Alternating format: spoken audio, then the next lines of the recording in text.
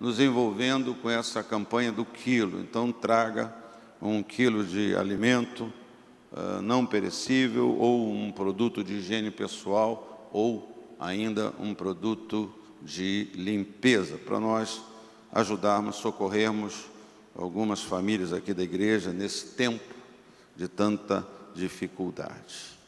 Amém. Vamos meditar na palavra de Deus. Eu não sei se eu vou ter tempo de falar tudo que eu separei aqui para falar. Eu quero voltar nessa manhã a um tema que é um tema que ainda está muito recorrente nesses tempos da nossa vida na igreja, de uma maneira geral, não é? Lá no Novo Testamento, Jesus escreveu uma parábola sobre o joio e o trigo.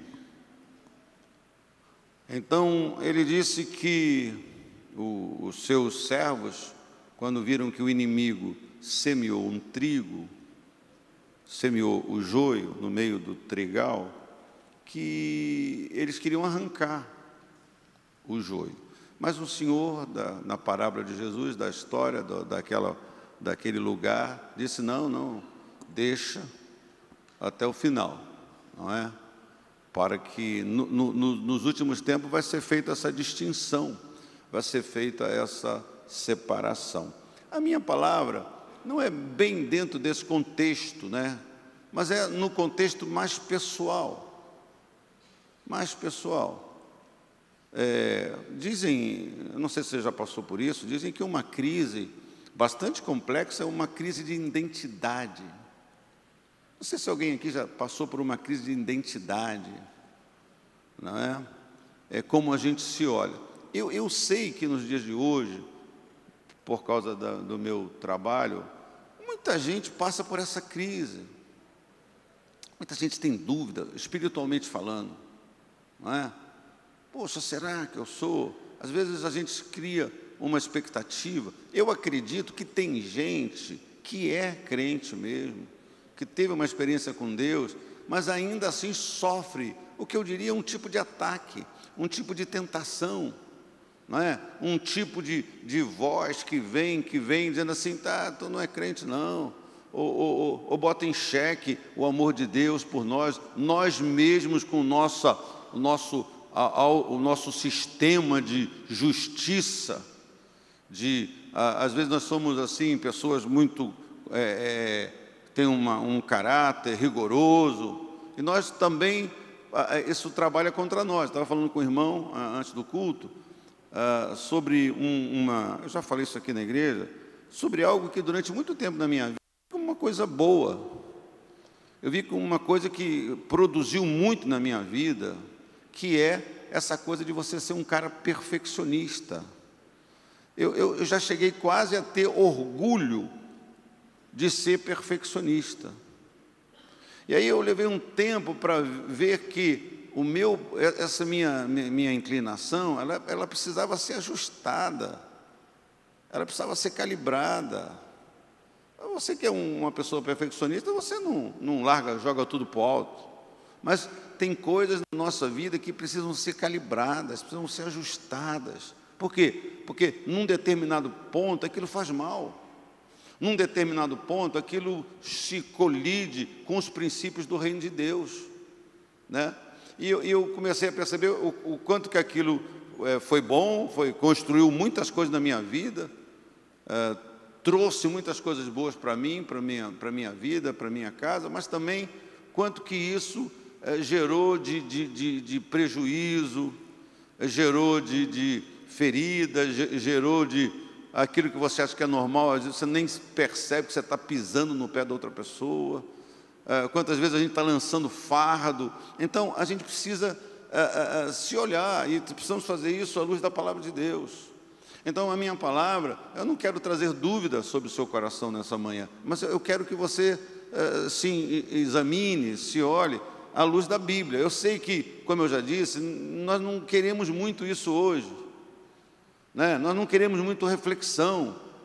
Nós achamos que nós já estamos sobrecarregados, e a nossa mente está sobrecarregada mesmo, com tudo aquilo que a gente vive, com os grupos do WhatsApp, com a rede social, com o joguinho, com não sei o quê. A gente vai tentando, não é? E vamos abandonando coisas que são mais positivas, mais construtivas. Vamos abandonando leitura. Vamos abandonando práticas que trazem uma base, uma força para nós. E por isso, alguns de nós, de repente, temos dificuldade, não temos paciência. Ah, não, eu gosto de ir na igreja que o pastor manda fogo e pronto, eu vou embora cheio de fogo. Vai lá, aí o pastor fica mandando eu pensar, eu já estou cheio de problema. Então, a gente vai entrando, às vezes, em certos processos que se tornam meio crônicos. Então, nós precisamos sempre da ajuda de Deus, da graça de Deus. Então, eu quero falar sobre isso, né? Eu já usei esse texto em outro tempo, dentro desse assunto, eu vou usá-lo novamente, que é Atos 8, a partir do versículo 9. Atos 8, a história do mago Simão. Porque tem coisas aqui tão importantes e preciosas, nós podemos ser ajudados a olhar para nós mesmos, né? Um homem chamado Simão vinha praticando feitiçaria durante algum tempo naquela cidade, impressionando todo o povo de Samaria. Ele se dizia muito importante e todo o povo, do mais simples ao mais rico, dava-lhe atenção e exclamava: este homem é o poder divino, conhecido como grande poder. Mas eles o seguiam, pois ele os havia iludido com sua mágica durante muito tempo. No entanto, quando Filipe lhes pregou as boas novas do reino de Deus e do nome de Jesus Cristo, creram nele e foram batizados, tanto homens como mulheres. O próprio Simão também creu e foi batizado. E seguia Filipe por toda parte, observando maravilhado os grandes sinais e milagres que eram realizados. Os apóstolos em Jerusalém, ouvindo que Samaria havia aceitado a palavra de Deus, enviaram para lá Pedro e João. Estes, ao chegarem, oraram para que eles recebessem o Espírito Santo, pois o Espírito ainda não havia descido sobre nenhum deles. Tinham apenas sido batizados em nome do Senhor Jesus, batizados nas águas. Então Pedro e João lhes impuseram as mãos e eles receberam o Espírito Santo. Vendo Simão que o Espírito era dado com imposição das mãos dos apóstolos, ofereceu-lhes dinheiro e disse: dê-me também este poder, para que a pessoa sobre quem eu puser as minhas mãos receba o Espírito Santo. Pedro respondeu: pereça com você o seu dinheiro. Você pensa que pode comprar o dom de Deus com dinheiro? Você não tem parte nem direito algum neste ministério, porque o seu coração não é reto diante de Deus. Arrependa-se dessa maldade e ore ao Senhor. Talvez Ele lhe perdoe tal pensamento do seu coração, pois vejo que você está cheio de amargura e preso pelo pecado. Simão, porém, respondeu: orem vocês ao Senhor por mim, para que não me aconteça nada que vocês disseram. Tendo testemunhado e proclamado a palavra do Senhor, Pedro e João voltaram para Jerusalém, pregando o Evangelho em muitos povoados samaritanos. Amém. Deus seja louvado pela sua palavra. Simão, na verdade, como diz o texto aqui, e pense alguém ser chamado de grande poder. Olha, lá vem lá o grande poder. Lá vem lá o grande poder. Então, ele era visto e tratado por aquelas pessoas daquela cidade como um Deus, como uma deidade.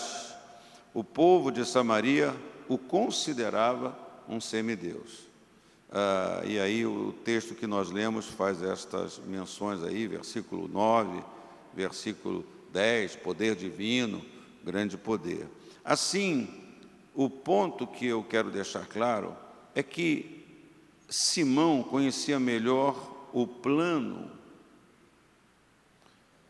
e o programa do diabo que uma pessoa comum, uma pessoa normal, pela sua experiência anterior.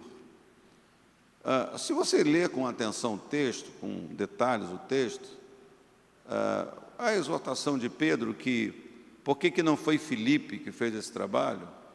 Porque ele foi batizado pelo Filipe, ele creu na pregação de Filipe. Por que foi Pedro e João que vieram com aquela iniciativa? Que se eles não tivessem vindo, será que Filipe ia chegar nessa iniciativa? Eu acredito que sim. Penso que sim. Mas como foi Pedro e João, talvez não conhecesse muito a história daquele homem. Talvez, eu estou num campo aqui das suposições. E aí, mas eles falaram assim, olha, Deus que perdoe essa. Eu acho que o Filipe, o Simão, ele teve uma experiência mesmo com Deus, mas ele era muito novinho na fé. A mente dele ainda estava presa a certas coisas, a certas práticas. Para ele aquilo era uma coisa normal, como ele iludia, aí também tem outra questão, como é que ele iludia? Qual era a prática dele, qual era a magia que ele fazia? Ele enganava as pessoas, ele tinha truques para achar que as pessoas eram curadas, era nessa área que ele enganava as pessoas? Era em que área? Eu não sei, né? Mas a gente percebe que, de alguma maneira, o Simão, antes, o tempo todo, antes desse tempo aqui, ele tinha envolvimento com essas coisas. Porque quando Pedro fala assim, olha, seja o dinheiro seja com você para a maldição, para o inferno, ele temeu aquilo. Ele entendia que essas coisas existiam. Ele sabia, porque penso eu, que ele lidava um pouco com essas coisas. A sua inspiração para enganar, para fraudar, era essa, era maligna, era espiritual, entendeu? Então tem muitas coisas aqui para a gente meditar, para a gente pensar, para a gente saber traduzir, porque, então ele foi crer, foi batizado, mas não adiantou nada. Não, tanto que a reação dele foi outra. Se ele não tivesse crido, talvez ele dissesse assim, dane-se, desculpe a palavra, não, eu vou para o inferno mesmo. Não, você conhece alguém que já falou assim? Não, eu quero ir para o inferno mesmo. Com quanto que eu vá com muito dinheiro no bolso, não me importo. Mas ele não, ele retrocede. Ele pede intercessão, né? Ele pede que os apóstolos intercedam para que ele não seja castigado dessa forma.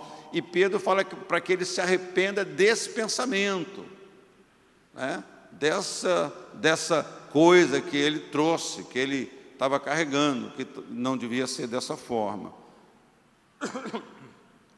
Então, essa questão que eu toquei aqui, talvez nos ajude a compreender a fascinação que ele teve quando Filipe veio à cidade, começou a operar milagres por meio do poder do Espírito Santo, né? Que fazia com que, talvez aquela prática que sobrepujou a prática de Simão, faz, poxa, o que eu estou fazendo aqui é esconder carta na manga, diante do que esse homem está fazendo, diante do milagre que ele está fazendo, está operando na vida das pessoas. Talvez essa seja uma explicação também para a fascinação dele disso, não é? Então, porque, como eu já citei, versículo 13 diz, o próprio Simão também creu e foi batizado, não é?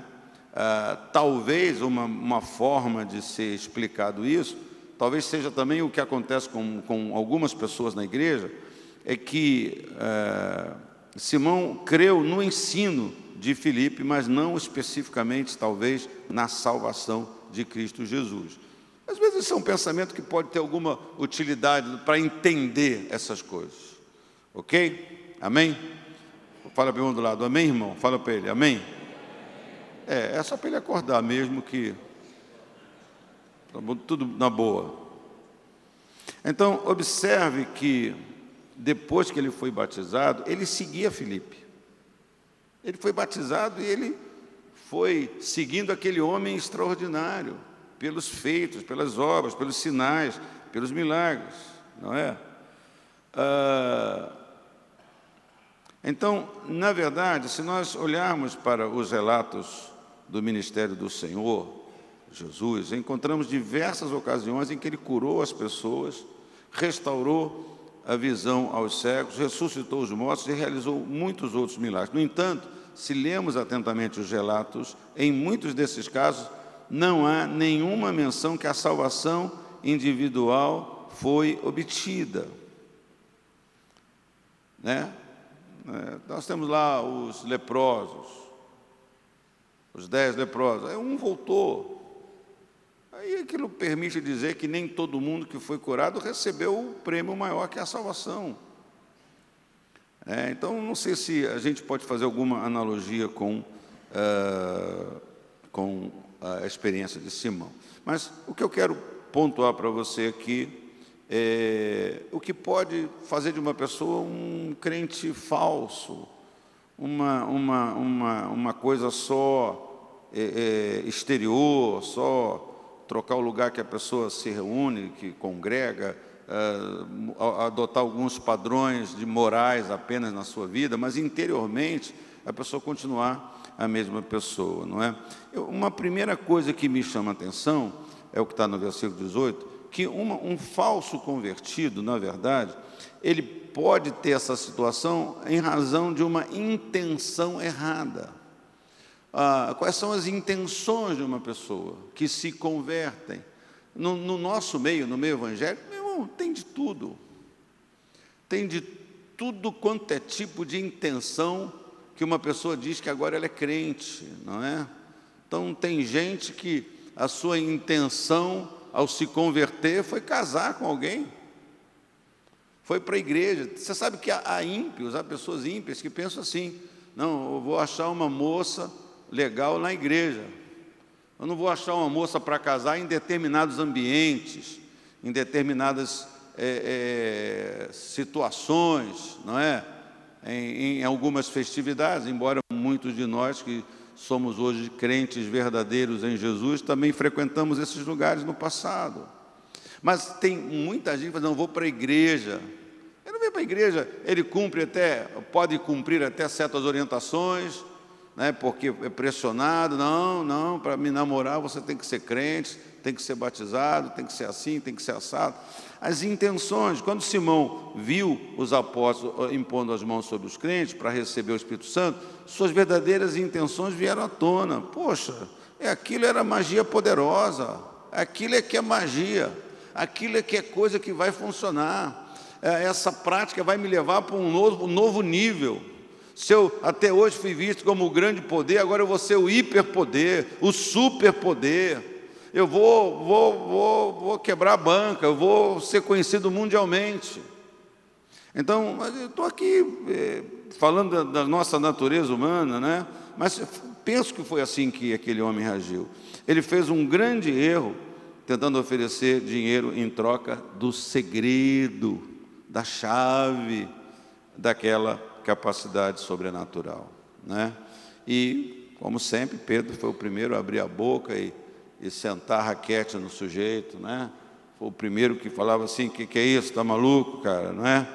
E penso eu, que ele disse exatamente aquilo que Simão precisava ouvir. Sem hesitação, ele disse a Simão que ele poderia pegar o seu dinheiro e ir junto com o dinheiro para o inferno. Foi isso que Pedro falou. Eu penso que nós precisamos de pessoas assim hoje. Talvez você já tenha criticado alguém que foi direto como Paulo. Eu confesso para você que eu estou ficando velho, estou ficando mole, sei lá. Eu tenho talvez até que pedir perdão para Deus, porque eu estou um pouquinho mais manso. Às vezes acho que eu estou manso demais, não é? Mas há pessoas que você precisa dizer assim: você está errado, o seu caminho, não, você não fala, você aconselha, você fala para a pessoa, pensa, mas tem pessoas que precisam. Então, se você vê alguém, um irmão, um crente, agindo, não abra sua boca precipitadamente para dizer que aquele irmão foi duro demais, não teve misericórdia, não é? Porque lembre-se que Deus declarou que Ele mesmo, Deus, tem misericórdia com quem Ele quer ter misericórdia. Você sabe como é que eu entendo isso? Que não é todo mundo que precisa de misericórdia. Tem hora que o seu filho não precisa de misericórdia, a não ser que você escreva no chinelo: misericórdia. Aí você dá misericórdia nele. E tem hora que ele precisa de misericórdia, misericórdia mesmo. Então, é muito fácil a gente chegar numa situação sem saber o que já aconteceu e você falar alguma coisa, e você se meter, e você emitir juízo. Eu digo para você, mais do que nunca nós precisamos hoje de homens, de mulheres, de crentes, de Pedros, que tenham a capacidade, a fé. Você acha que Pedro queria o mal daquele homem? Você acha que Pedro falou aquilo porque Pedro queria que ele fosse para o inferno? Você não vê que Pedro foi bem sucedido quando ele disse, poxa, ora por mim também, para que esse mal não aconteça comigo. Então, eu vejo na resposta dele esse pensamento, não é? Então, a gente não pode ficar assim, porque Pedro faz uma repreensão tão condenatória, que a gente deve ficar assustado, admirado. A gente deve perceber, evidentemente, que o Espírito Santo motivou a proferir aquela repreensão, pois Simão, o mago, não era um cristão genuíno ainda, e suas ações comprovavam isto. Pelas suas obras você vai conhecer, pelas suas obras você vai identificar, não é? Não sei porque que tanta gente vive com certos conflitos, né? De vez entender, de vez não ter conflito, não entendo, fulano é tão abençoado, é tão usado, mas como é que fulano mente? Então alguma coisa errada. Não é possível isso. O fulano, um grande... Não, mas deixa, ele é tão bom. Não, a gente tem que perdoar, a gente tem que aceitar. Mas como? Como que tem que aceitar? Você tem que continuar amando. Você tem que apoiar, mas você não pode achar que está normal. Você não pode achar que está tudo bem, porque eu sou usado por Deus aqui, mas eu bato na minha mulher. Porque Deus me usou para fazer um milagre, aí eu posso mentir, eu posso defraudar, eu posso enganar as pessoas, eu posso pegar dinheiro emprestado com a ovelha. Alguma coisa está errada. O poderoso, o grande poder, o ungido, usado por Deus, precisa estar fazendo coisas, precisa estar agindo de uma maneira, está com o nome sujo. Então nós temos que entender isso. Não, deixa para lá, não, é porque a gente ama. Mas amar não tem a ver com isso, irmão. Quem ama, na verdade, repreende, se importa. Quem ama se importa com o que vai acontecer, sabe que não vai acontecer uma coisa boa, se as coisas não mudarem, se a pessoa não mudar, não trocar o caminho. Então, eu não estou pregando que a igreja seja uma igreja impiedosa, pelo contrário, a igreja precisa ser cada vez mais misericordiosa, receptiva, amparar, sustentar, ajudar, não é? Mas não quer dizer que a gente tem que ser permissivo. Você não deve ser permissivo com você mesmo, irmão. Nem tudo que eu quero, devo querer, nem tudo que a gente quer é bom para nós, nem tudo que é permitido é válido, não é?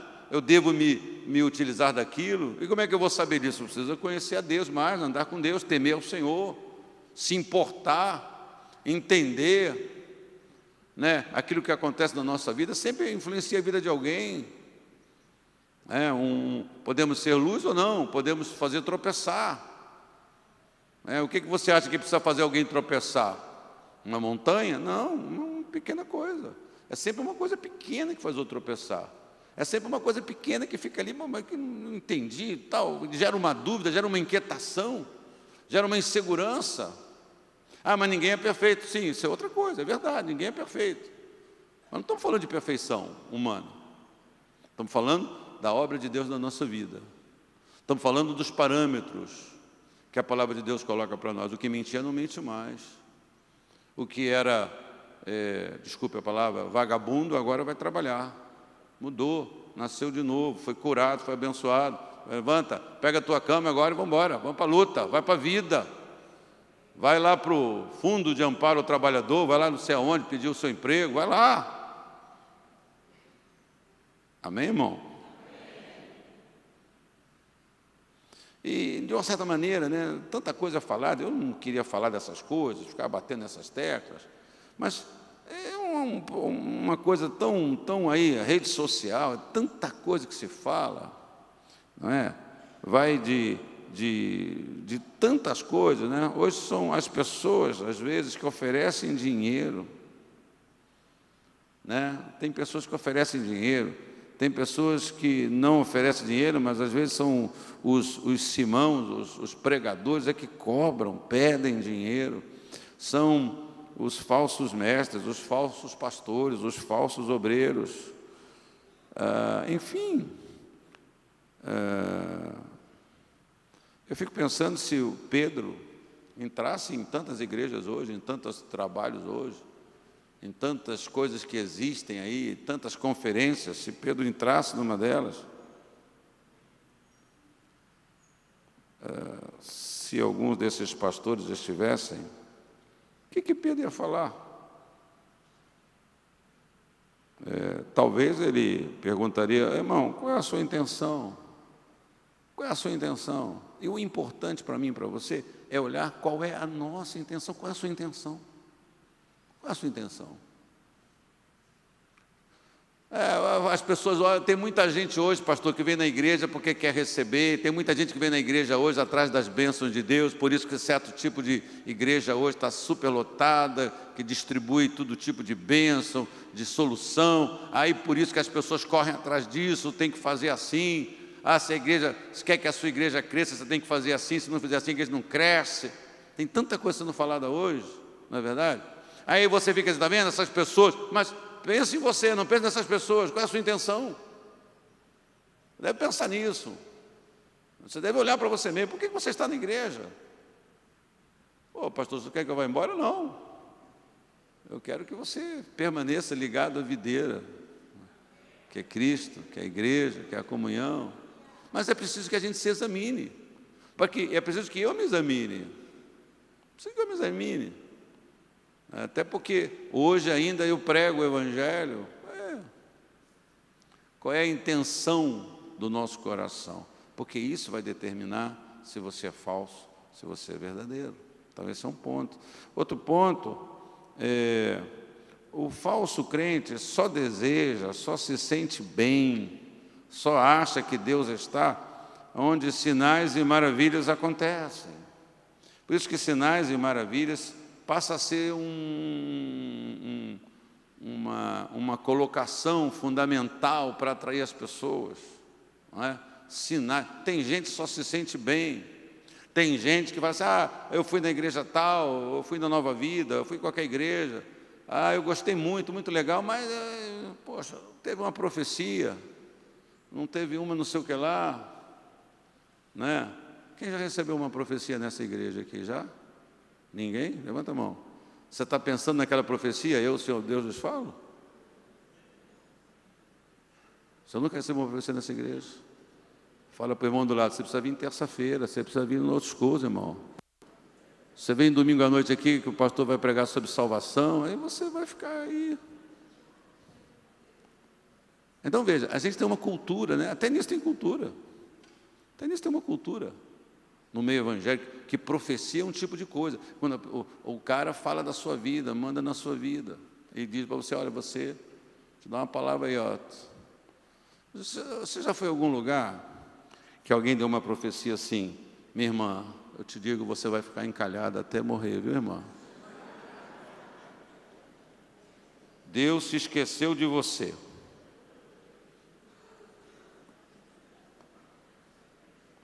Você sabe, essa é tão uma cultura na gente, né? Eu acho que eu já lembrei isso a você. Eu na minha casa tinha umas 2 ou 3. Cada um membro da minha família, que éramos crentes, tínhamos a nossa caixinha de promessas. Você tem caixinha de promessas? Já teve? Agora não tem mais caixinha de promessas, vai no telefone, né? Palavra do dia, é um tipo de... Eu gosto mais do computador, da palavra do dia, porque ali é a Bíblia toda. Ali não tem seleção. A caixinha de promessa era só promessa, né? Era só promessa. Então você não corria o risco de abrir lá: se converta, senão você vai para o diabo, arrependa-se você com o seu dinheiro. Essa palavra, aqui de Simão, não tinha em caixinha de promessa nenhuma. Eu não estou dizendo que quem criou aquilo era mal intencionado. Não, quem criou aquilo, e creio eu, era para fortalecer, animar as pessoas. Mas nós precisamos da Bíblia toda. Nós precisamos de cuidado, de repreensão. Então criamos um grupo, aquilo era sério. Caixinha de promessa virou o urim e tumim para a pessoa. É caixinha de promessa. Senhor, agora, Pai, me dá a palavra aqui. O cara orava para pegar o negócio. O cara orava. O cara clamava, Senhor, agora. Aí veio. Eu estou contigo, vai dar tudo certo. Essas coisas. Que são palavras do Senhor para cada um de nós. Não é? Então, o falso crente, ele só se sente bem assim. Simão, eu acredito eu, não estava entendendo nada. O que valia para ele era a adrenalina. E isso mesmo mexe com a gente. Eu vi um vídeo essa semana e, caramba, nem nesses tempos, até fica uma heresia a gente pensar ou sugerir que aquilo ali foi uma montagem. Não sei se você viu esse vídeo de um pastor orando pela menina e a perna da menina cresceu. Não sei se você viu isso na gravação. É um negócio assim que tu fica, hein? Tive vontade de levantar e rodar. Jesus, vi de novo. E assim, a igreja, as pessoas.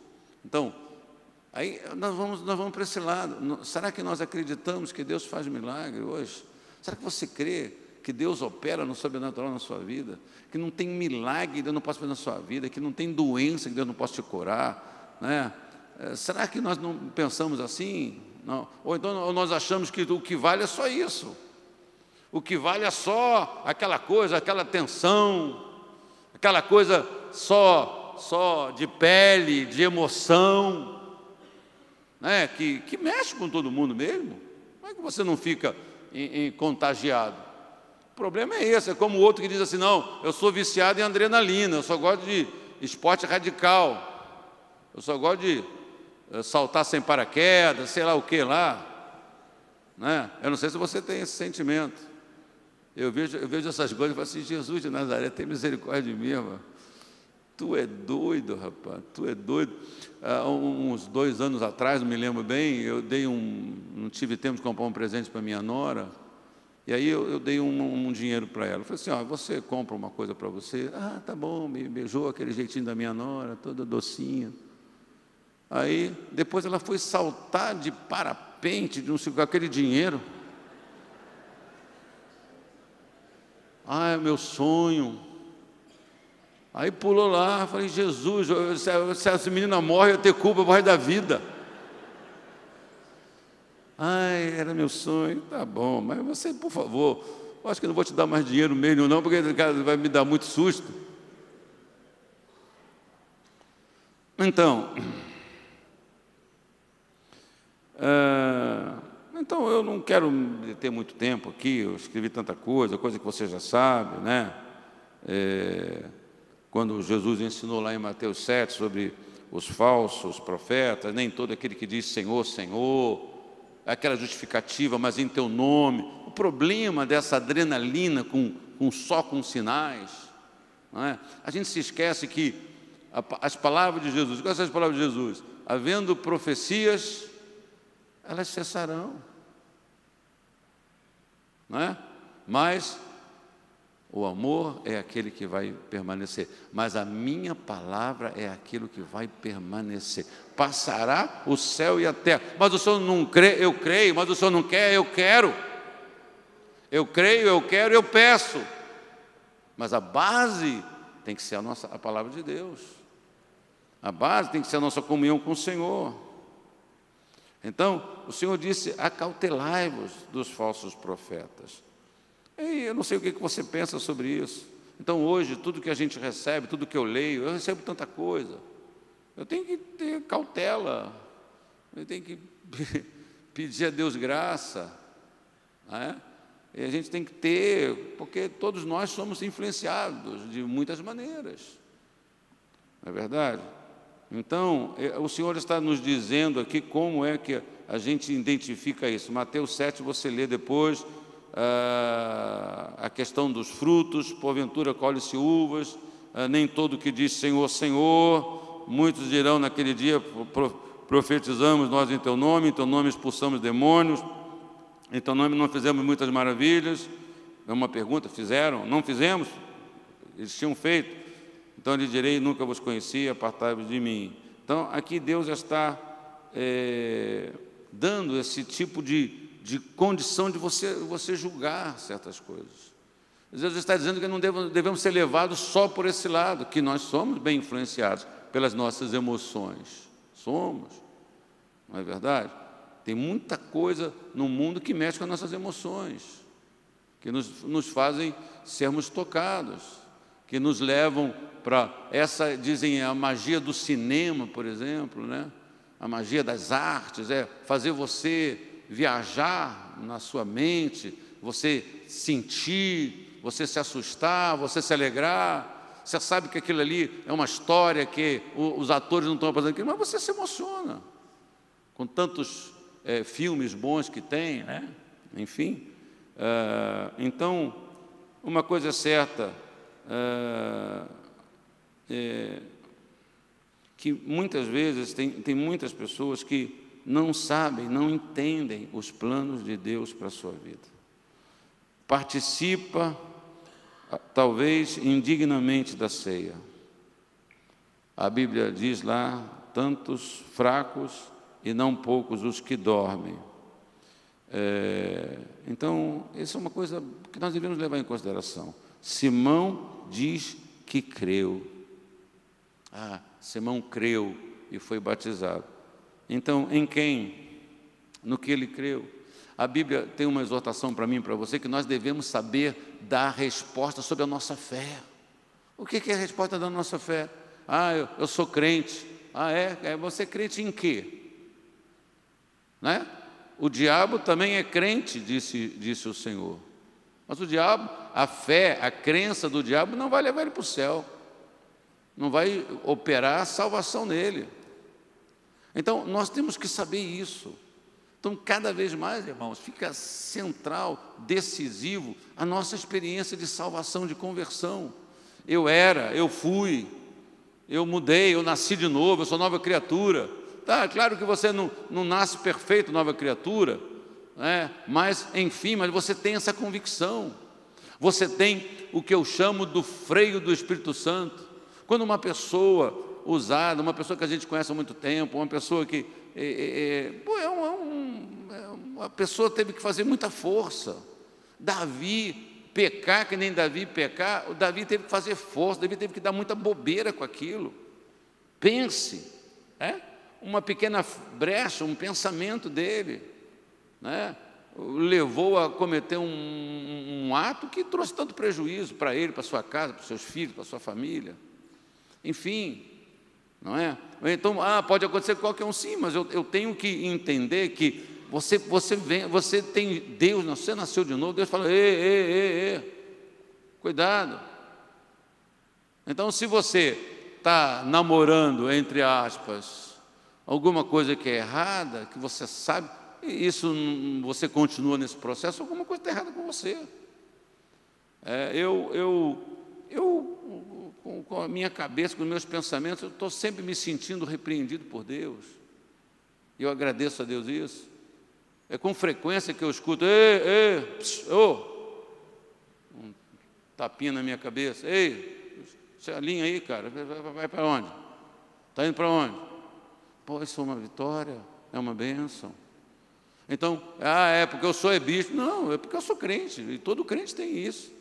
O Espírito Santo de Deus na nossa vida. Então, se você é uma pessoa que está... Mas você não tem isso?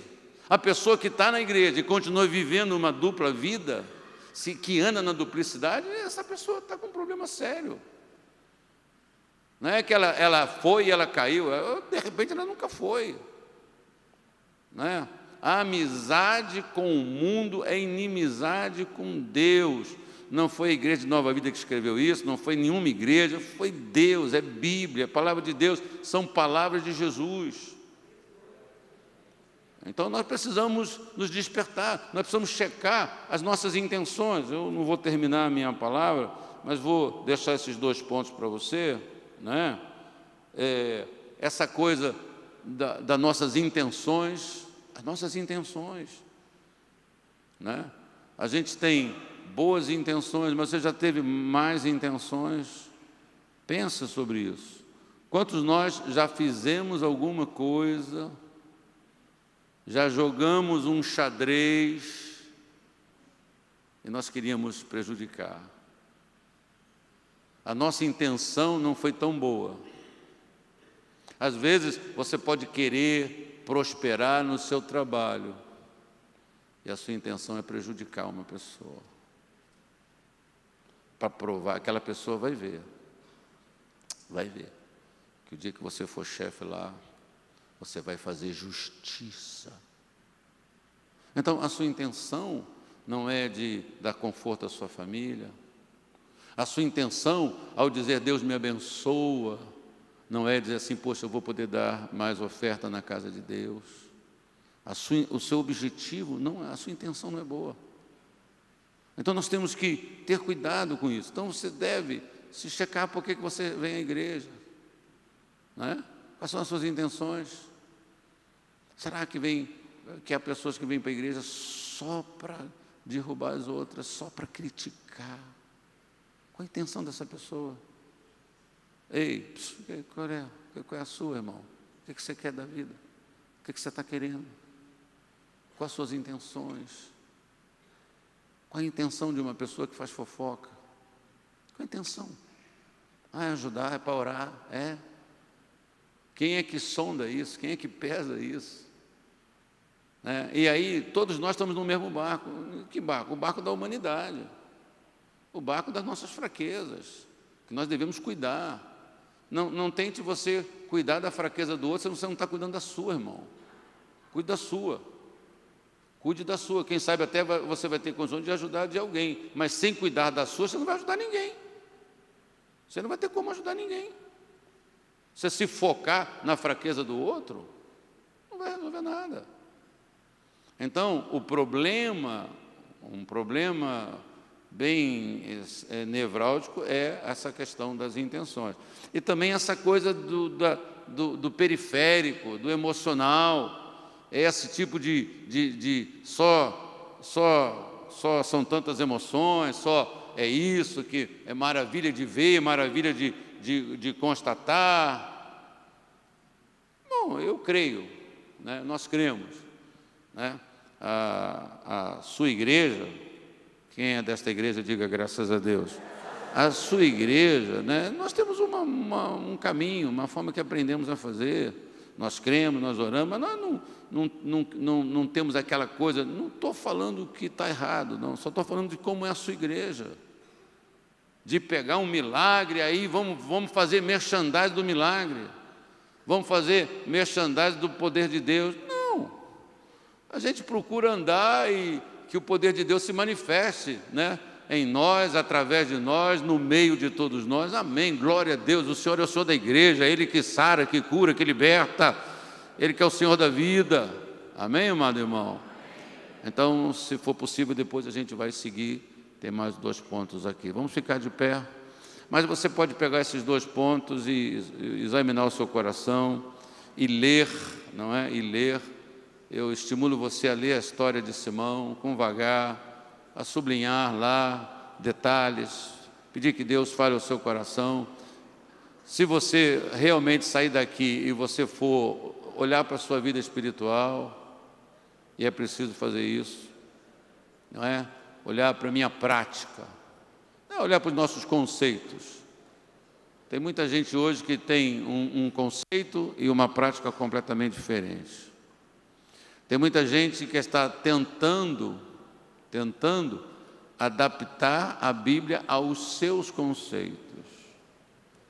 E se você forçar muito, todo mundo consegue. Forçar, mudar, dar um jeitinho. Por isso, assim, o exagero não, mas a totalidade, o que não é aceitado por Deus, nem mudar uma vírgula.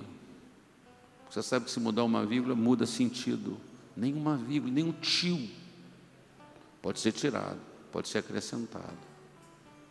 E às vezes, para adaptar a Bíblia à nossa vontade, a gente tira um tiozinho, a gente tira uma vírgulazinha. E muda muita coisa. Por isso que a Bíblia diz, não pode. Maldição isso, anátema, aquele que tem essa prática.